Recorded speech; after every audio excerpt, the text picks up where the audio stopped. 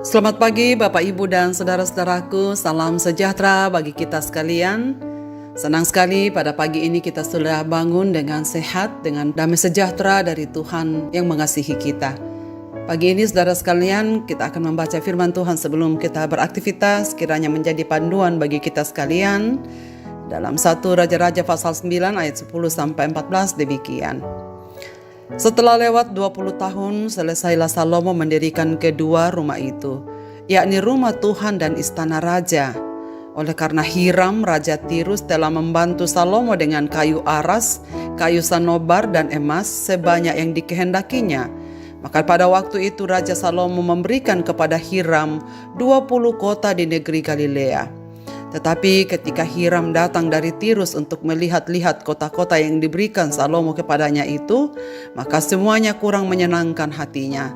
Sebab itu berkata, "Macam apakah kota-kota yang telah kau berikan kepadaku ini, hai saudaraku?" Maka yang orang menyebutkan tanah Kabul sampai hari ini. Adapun Hiram telah mengirim kepada raja 120 talenta emas. Tak mudah setia. Saudara-saudaraku, apa yang kita bayangkan mengetahui bahwa semua yang diberikan Tuhan kepada Salomo lengkap sudah, bahwa apa yang telah dijanjikan kepada Daud telah digenapi, dan Salomo dan rakyatnya telah menikmati segala itu.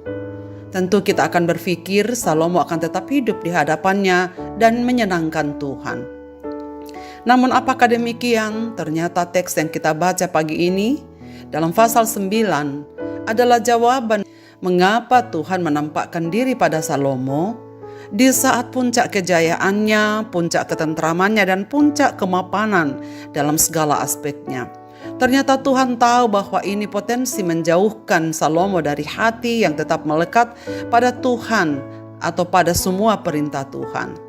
Saudaraku, memang mengembangkan dan mempertahankan sesuatu membutuhkan lebih banyak tenaga, pikiran, serta waktu dibandingkan ketika memulai atau meraihnya.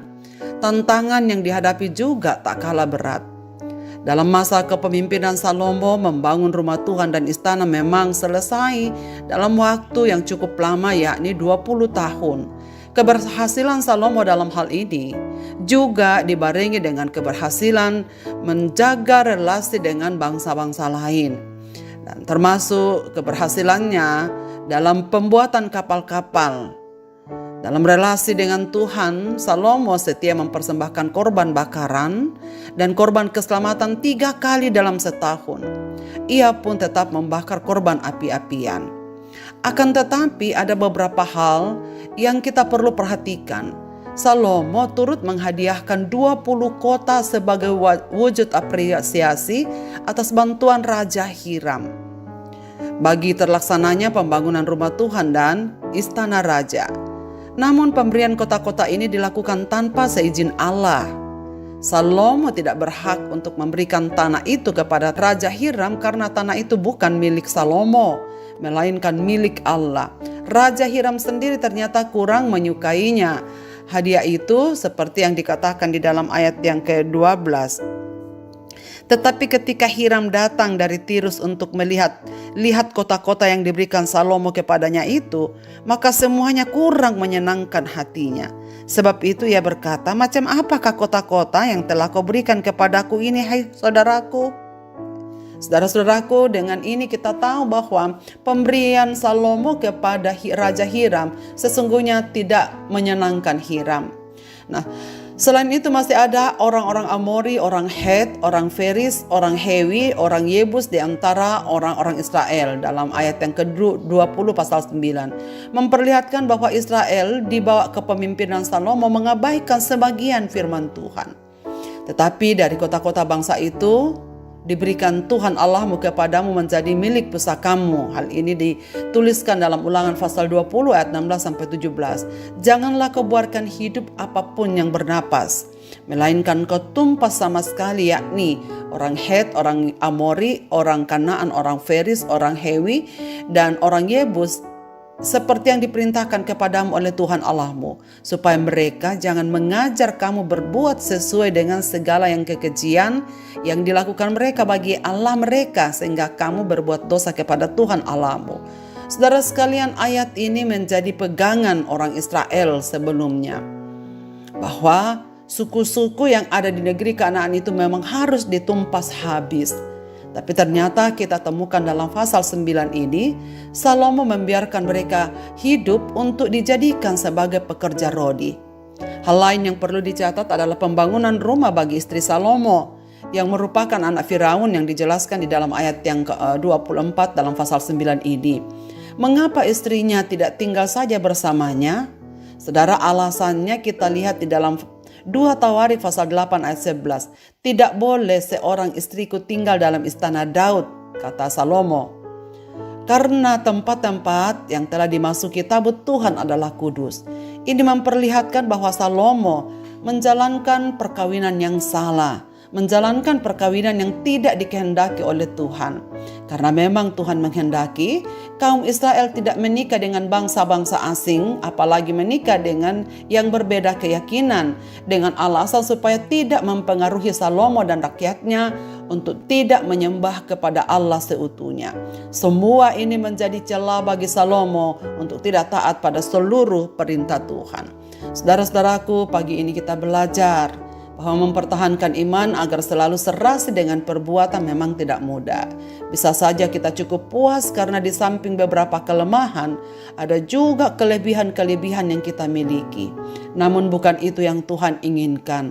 Tuhan menginginkan adanya pertumbuhan dalam kehidupan iman kita dalam segala aspeknya, sehingga semakin hari kita semakin menunjukkan karakter Kristus.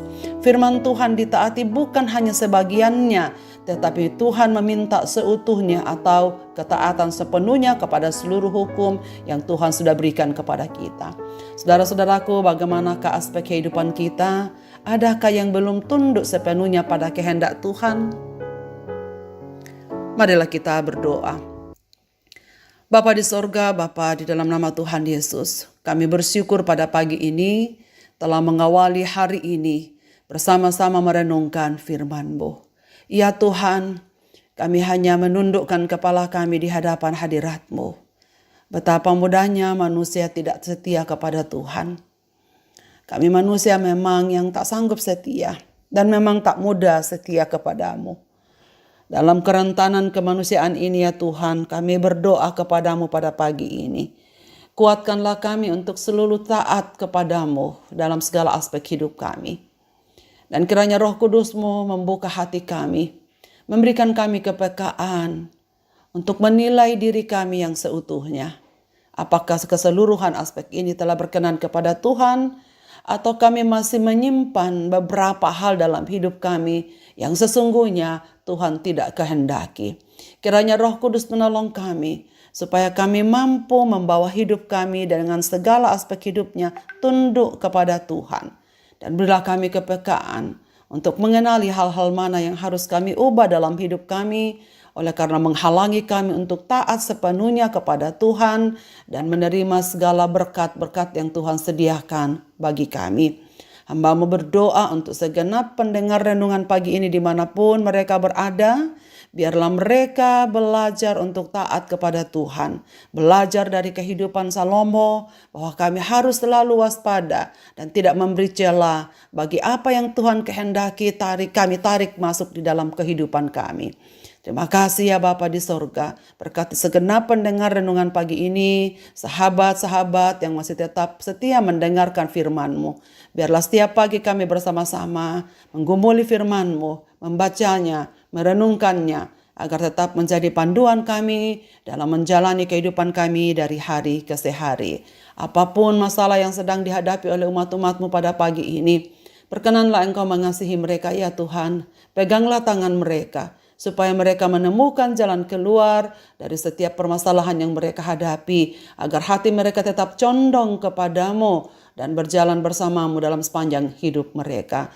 Di dalam nama Tuhan Yesus Kristus kami berdoa. Amin. Selamat beraktivitas Bapak, Ibu, dan saudara-saudaraku. Tuhan Yesus memberkati kita sekalian dengan firman ini.